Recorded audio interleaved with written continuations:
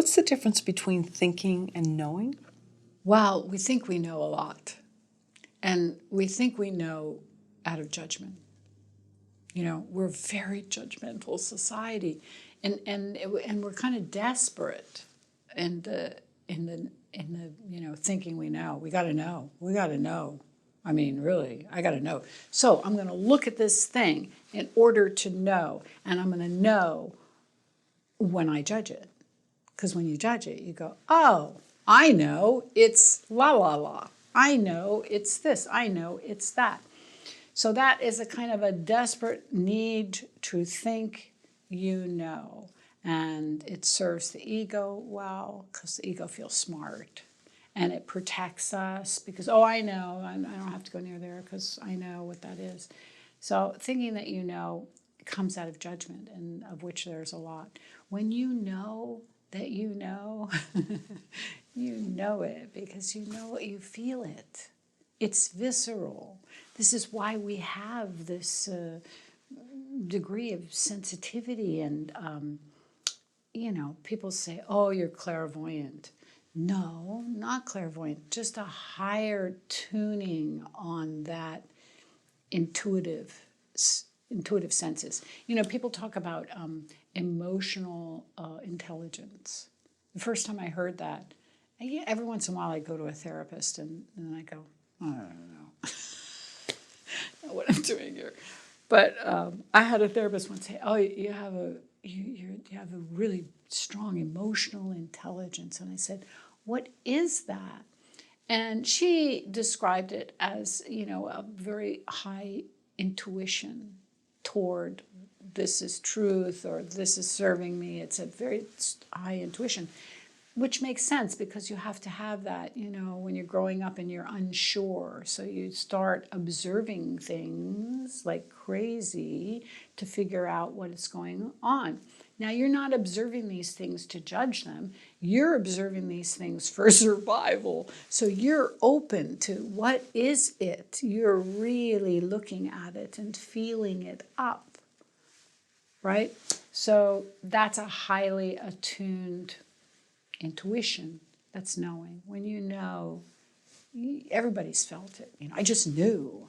I met him, and then I knew I met the guy I was going to marry, or I knew this was the house for me when I walked in the door, or I knew, people talk about it in that way. That's all that is. It's a hit with intuition, and then a trust, and then a moving forward with it. But there's a lot of thinking, thinking, I know. Oh yeah, I know, I got it. Sort of a glib, judgmental,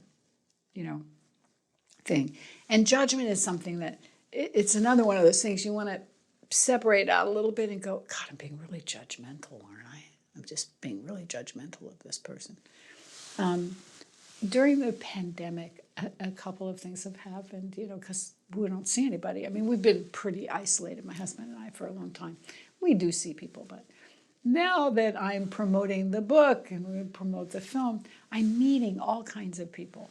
So sometimes, I'm going to say, but, somebody will say, oh, we want you on your podcast. And I'll kind of look into them and see them. And sometimes I'll go, oh, they're from this place, and I don't know anything about that place, and they're not going to know anything about me. And my first thing is protection, to protect myself, because it's a little nervous putting yourself out there, particularly having not done it for 3 years.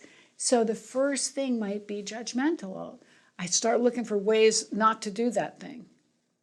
And then I go and I do it. And I talk to this person. I talked to a guy in Virginia in coal mining, and I thought, the first thing was like, this is, meh. I love this man. So when we open ourselves to the human being, the other human being, it's really quite a spectacular thing. And that's a reach to know each other on a human level, as opposed to, oh, I know what that is. That's a guy from coal mining company in Kansas who's, wants to be a radio host and whatever it is, the guy turned out to be a high school teacher, which is, I they're like firefighters to me, high school teachers right now. I think they're the great heroes of the world. And, after we did an interview together, we spoke as two human beings about the state of education and his dedication to teaching. And, you can't get there if you judge somebody before you even meet them. So it's all about moving forward with an open heart, really. We all need to find that stillness in ourselves and open our heart and walk forward with an open heart. Because what are you going to protect yourself from? COVID, okay, wear a mask. We don't need to protect ourselves. We need to live. We need to find ourselves. We need to listen to ourselves. We need to find a way out through guidance. Sure. Well, it's understandable, but you don't know someone's agenda when you come into an interview, or you could say the same for an audition.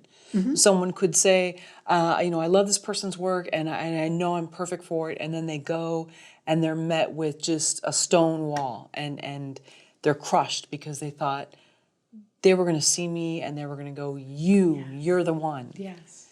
And it turns out they didn't even get your name. What's your name again? Okay.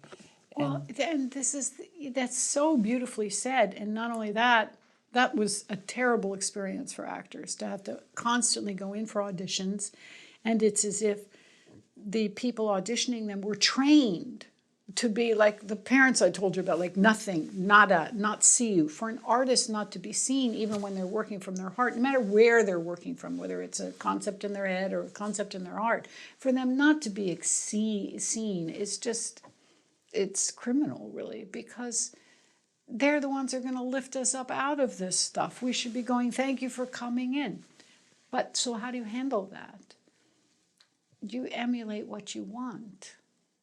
If you didn't like the way your mother did it, then do it that way for your daughter, and you'll heal yourself and you'll pass on and evolve the next evolution to it.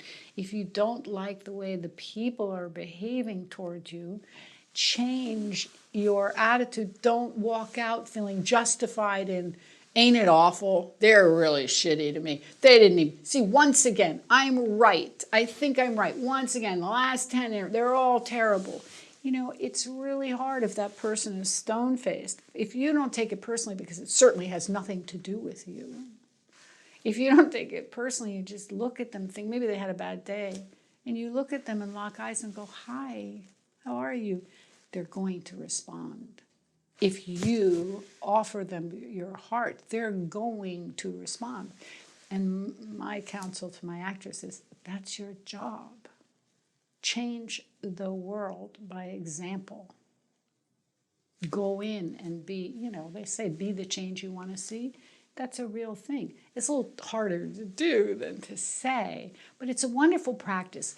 We are what we practice, period. If we don't practice anything, then the world's going to be happening to us and we're going to be like, at effect to whatever comes into our lives. If we practice certain things, we practice meditation so we can get a handle on when we're behaving in ways we don't like, we can look at it and go, yeah, I'm behaving in a way I really don't like. When we practice gratitude, we can raise our vibration at will. When we practice doing the things that bring us joy, we raise our vibration. We begin to take our life in the directions that we want to take it. It's really simple. It's really simple. It's just a little difficult believing in simplicity to that degree. Because you say in the book that the first piece of art that an artist creates is their perfect life, or the life that's best suited for them?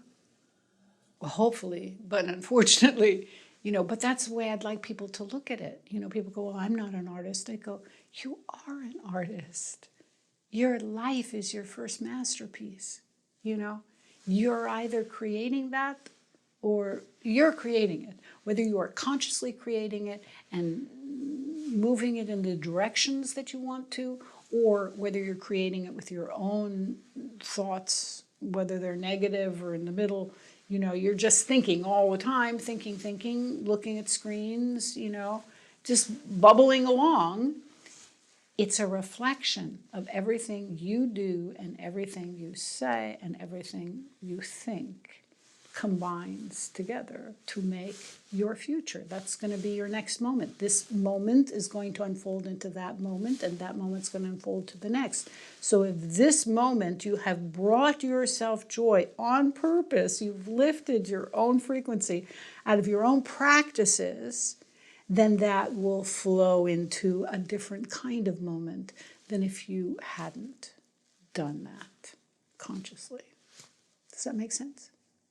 So you give people, or you ask, sorry, not give, but you ask your students to do different things to raise their vibrations, whether it's just taking a walk in nature or petting an animal. Well, when they get morose, usually I'm teaching just acting. I mean, I teach a lot of things, but actors get morose. People get morose and they get complainy. And, I'm like, what are you complaining about? Do you have a roof over your head? Yeah. Do you have friends? Yeah. Do you have a car? Yeah. Can you eat? Yeah. What are you complaining about? Yeah, but they're righteously terrible things going on in the world.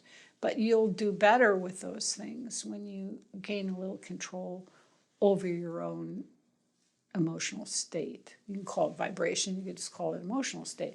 But that's in your charge. That's your responsibility. And if you're walking around like a sad sack, I would say Eeyore, So, when the student would be in a critique and they would go, yeah, it's a thing and a thing. And I'd go, oh, it's like Eeyore, Eeyore and Pooh just walked around just sort of morose and sad all the time. Well, what's the movie where they go, get out of it, snap out of it. You want to smack them and go, snap out of it. Instead, I give them exercises.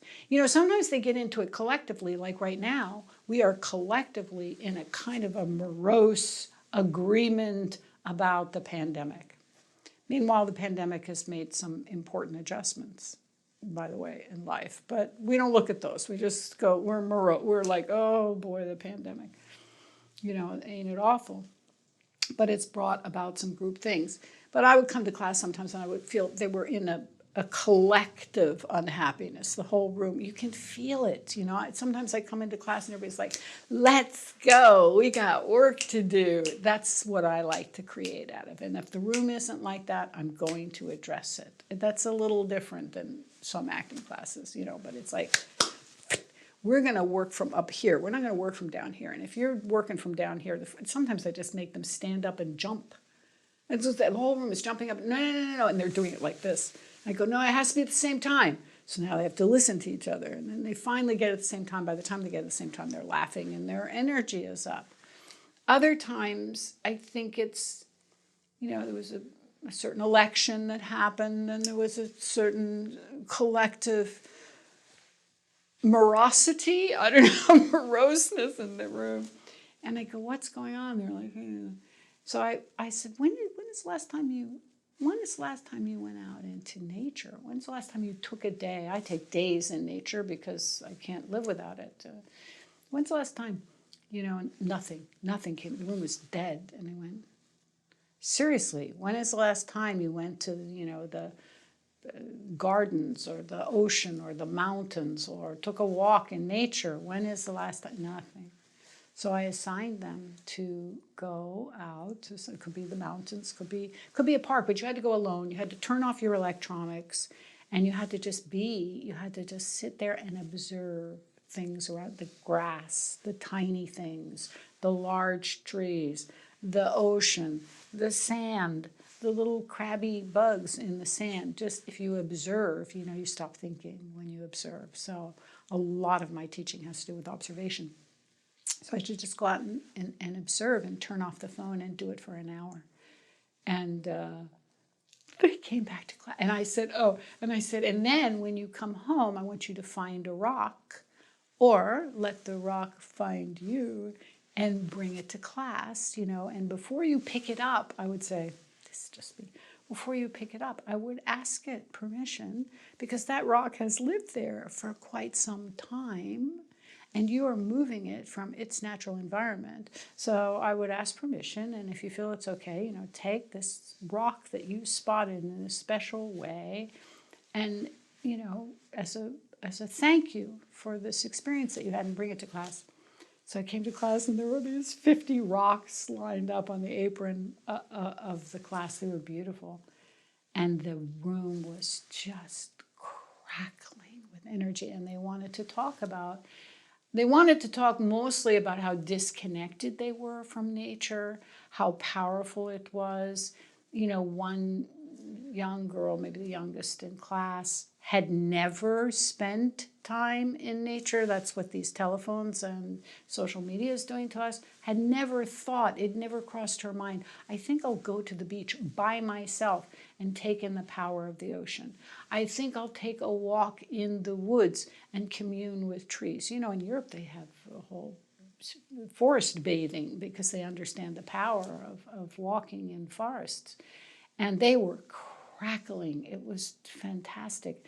Anyway, the young one got scared. She said it was so big. The energy was so big and so different to her that it scared her.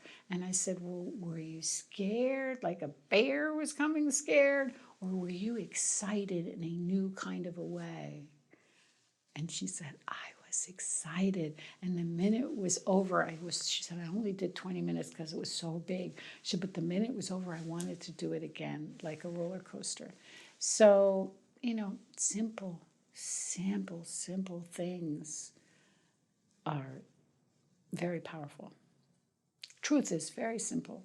Lies are very complicated. The more complicated something is, the more lies it has in it.